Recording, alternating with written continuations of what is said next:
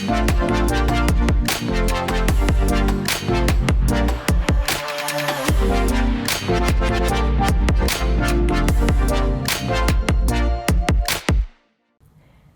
Tigers, and welcome to the TMNtv newscast for Wednesday, January 29th, 2020. Stay tuned for the latest news at Fort Hays State University and around Northwest Kansas and the nation. I am Lauren Davis, and Lexi Gross and Haley White will join us later to fill you in on what's going on around the rest of the news and sports world. But first, here's what's making news in Tigerland. Whether it be near record warmth or ice and snow, Kansas weather showcases it all, sometimes in only a few days. This week will be nothing new. After snow fell Monday in Hays and the surrounding region, temperatures are expected to climb dramatically at the end of the week. The National Weather Service in Dodge City is predicting highs will be in the mid-40s on Friday, then climb into the upper 50s on Saturday and into the mid-60s on Sunday. That comes on the heels of Monday's snow in Hays, which saw only an inch or two of the white stuff.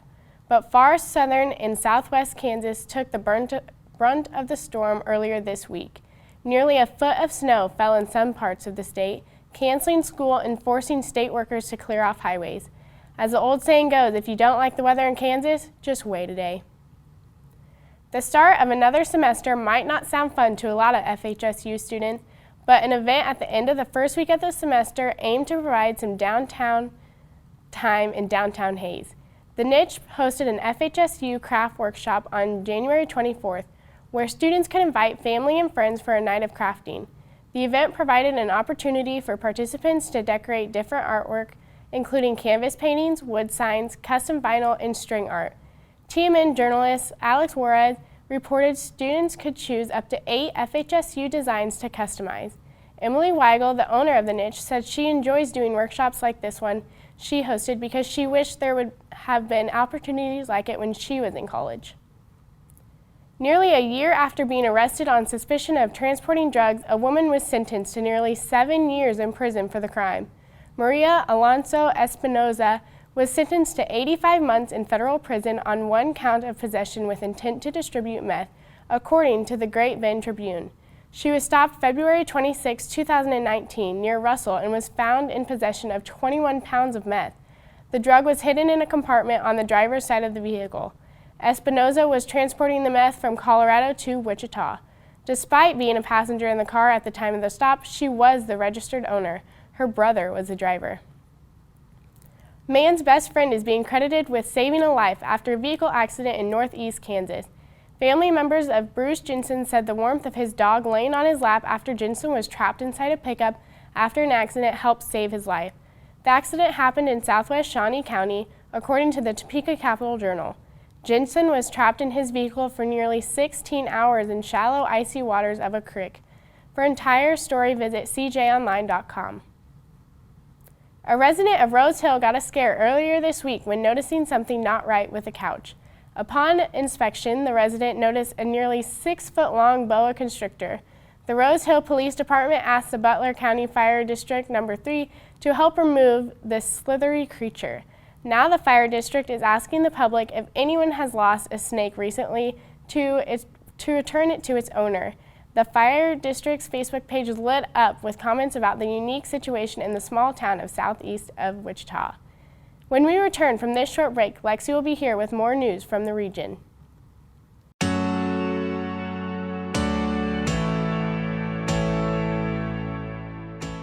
Leadership is an interdisciplinary applied social science. So what that means is it's interdisciplinary in nature, which means that we bring in research and theories from a whole variety of different academic disciplines, and we put them together in ways that help students become effective agents of change in a whole variety of organizational settings.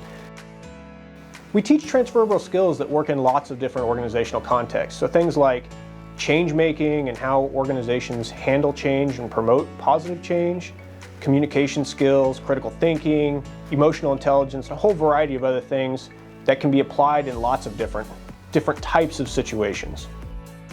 I've learned a lot, especially through self-reflection, that is a big part of the leadership program. It's given me a lot of new tools and abilities to handle conflict, as well as showing me that I can be creative and I can do different things than what I'd always thought I was able to do. I think that's so unique within the leadership department is we work on those personal development skills and how to be more empathetic towards other people and how to make our team members better people and how to make ourselves better people. And I think that's one thing that I've really appreciated and taken away from my time here at Fort Hays and in the leadership studies department is that it doesn't take a whole lot to be kind. You know, leadership studies is all about how you work with people, how you connect with them, how you develop relationships. When I look at our students, I just want them to know that they can create change just as much as anybody else can. And that is what leadership studies is all about, is working with other people to create positive change, whether it be in our organizations, communities, or even the nation or world.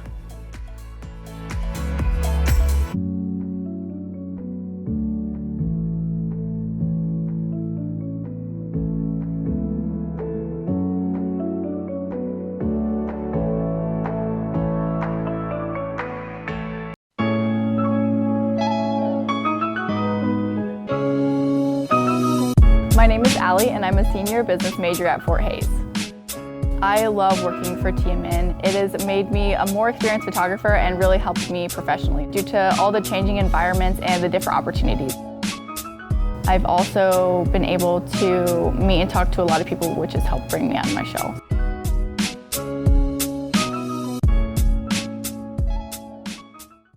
Welcome back to the TMNtv newscast. I'm Lexi Gross and here are your top stories for the week. It's been a rough few days for the National Basketball Association after the loss of a loved former player. Kobe Bryant died Sunday in a helicopter accident in California. The 18-time All-Star was on his way to a basketball tournament with his 13-year-old daughter, Gianna, who was also killed in the crash. Others that lost their lives in the incident included two of Gianna's teammates as well as their parents. Close friends and athletes took to Twitter to remember the player, also known as the Black Mamba. Former teammate Shaquille O'Neal wrote, "Kobe was so much more than an athlete. He was a family man. That was what we had most in common. We love our families. Whenever we got together, I would hug his children like they were my own, and he would embrace my kids like they were his." According to the New York Times, investigators say the hillsides around the flight's destination near Los Angeles were enveloped in a nearly blinding fog at the time. An investigation will continue to determine the exact cause of the crash. Haley White will have more on this developing story in her sports segment. A new spread of illness has countries desperate to stop the spread of disease.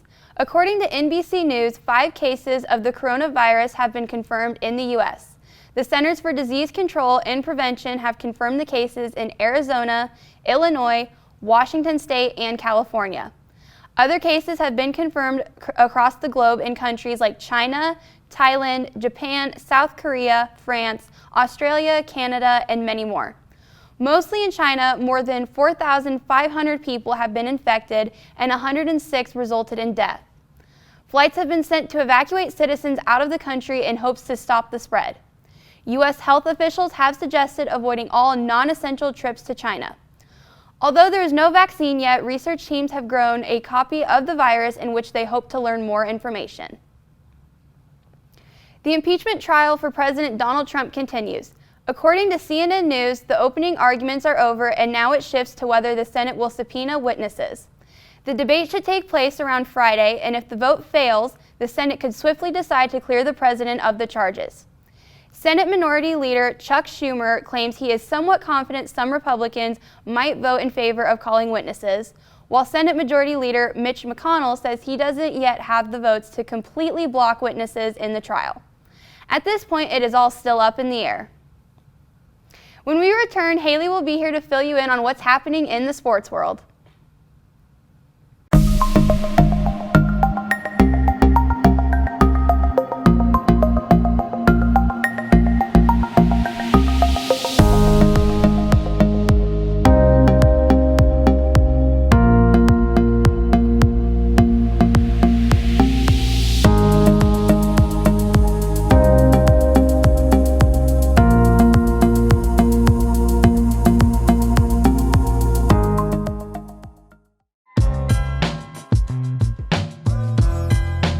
Tiger Media Network is the independent student media organization here at Fort Hays State University. It encompasses audio, video, print, photography, digital news. There's a little bit of everything at TMN.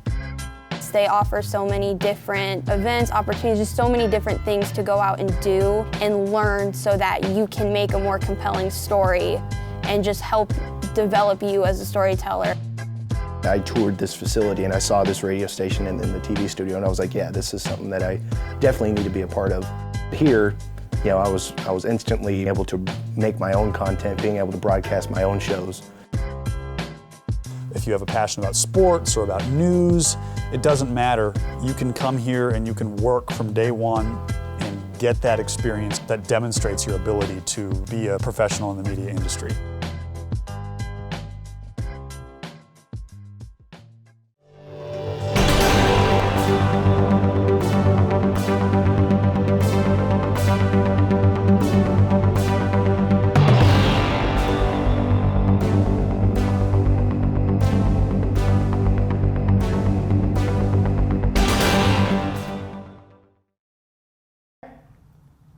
Hello Tigers, I'm Haley White with a sports update. FHSU men's basketball snapped its 3-game losing streak in front of a home crowd Monday night, coasting past NAIA opponent Kansas Wesleyan 90-49.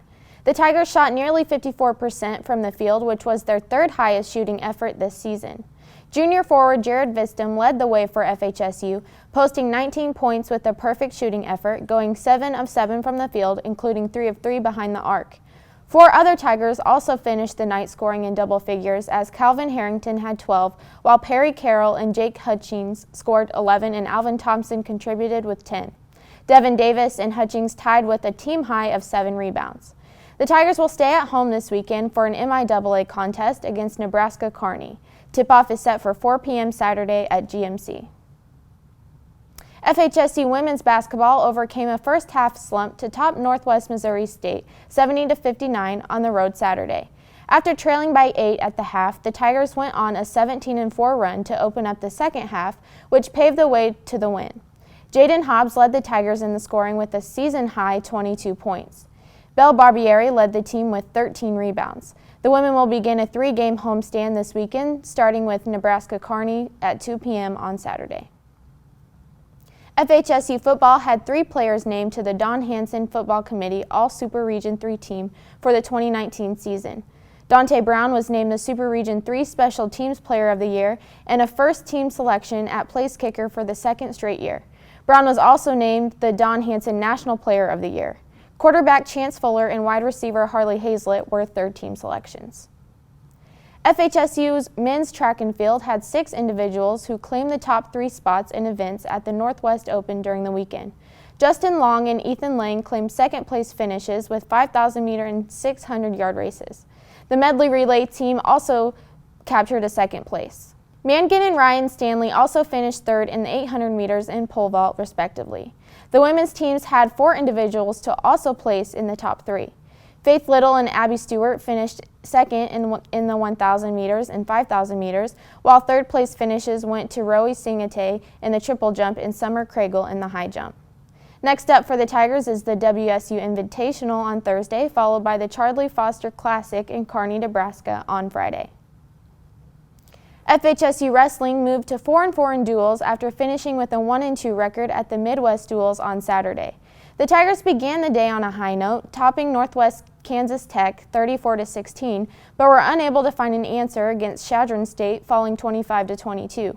The Tigers found themselves in another hole they couldn't get out of and ended the day with a 24-19 loss against Northern State. The Tigers will return home for MIAA competition as FHSU hosts number 6 Central Oklahoma on Friday. After a 50-year dry spell, the Kansas City Chiefs are headed to Super Bowl 54. The Chiefs clinched the AFC Championship with a 35-24 win over the Tennessee Titans during the championship Sunday. The San Francisco 49ers will join Kansas City in the Super Bowl after claiming the NFC over Green Bay 37-20. It's been 25 years since San Francisco has won a Super Bowl, with its last appearance in 2013, losing Super Bowl 47 to the Ravens 34-32. Super Bowl 54 is set to kick off at 5:30 p.m. Central from Hard Rock Stadium in Miami, Florida. Jennifer Lopez and Shakira are set to co-headline the Pepsi Super Bowl 54 halftime show. The championship will be televised nationally on Fox.